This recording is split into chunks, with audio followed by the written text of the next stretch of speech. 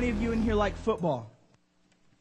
But in football, in the NFL, they have this thing called instant replay. Anybody ever heard of it? Instant replay. And it's a beautiful thing. Because as the game is going, the official will make a call. And let's just say hypothetically, for sakes of this illustration, because we're talking about hell freezing over, right? That the Cleveland Browns, can I get an amen? The Cleveland Browns, Steeler fans, losers. Cleveland Browns are in the Super Bowl with the Pittsburgh Steelers. Listen, I understand. I know. Right? Because one of them is going to beat the other one, and then they're going to be somebody with the NFC, right? But I don't know. But let's just say, for sake of this illustration, they're there. And they're down. The Browns are down by 3 points.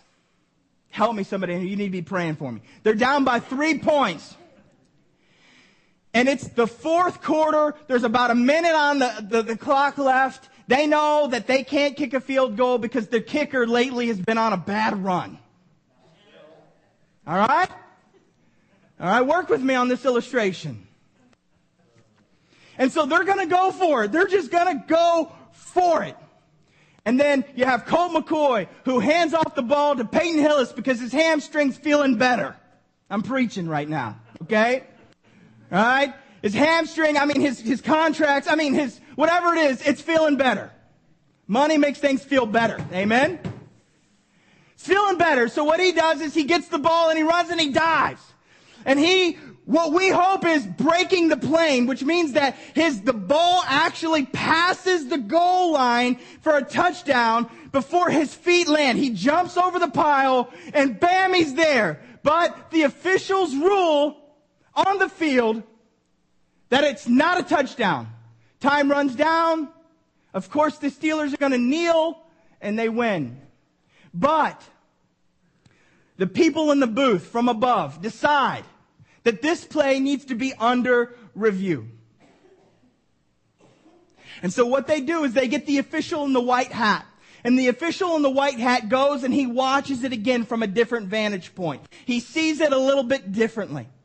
And so the official on the field, he goes and he watches and he sees that in fact Peyton Hillis's arm with the ball did in fact break the plane before his knee touched. Which means that it's a touchdown. Which means that the Cleveland Browns have won the Super Bowl. Which means that hell did freeze over. Amen? But look, just let me go, okay? The bottom line is this. Some of you are out there on that field. And some of you have been judged. Some of you have had the officials tell you in your life that it's not good enough, that you're not good enough, that it will never be good enough. But there is an official that wears a white hat. His name is Jesus. And upon further review, your life can be drastically different from the man that's in the booth.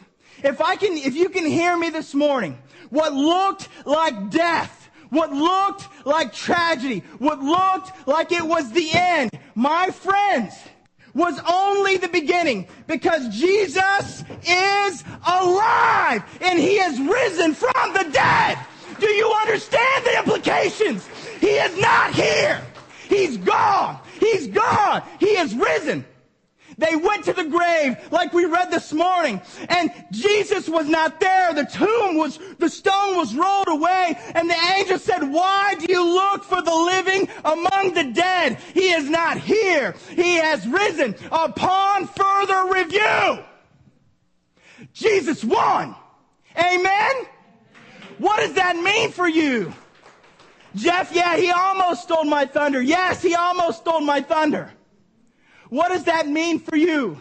That means you're going through the cross, but at the end of the cross there's a resurrection. My job is to come here and to encourage you in the Lord. You could call me a spiritual cheerleader and I might punch you in the mouth, but it's true. Jesus is alive. There's no bill, there's no problem, there's no struggle, there's no sickness, there's no pain that can compute or even parallel with the fact that Jesus defeated death.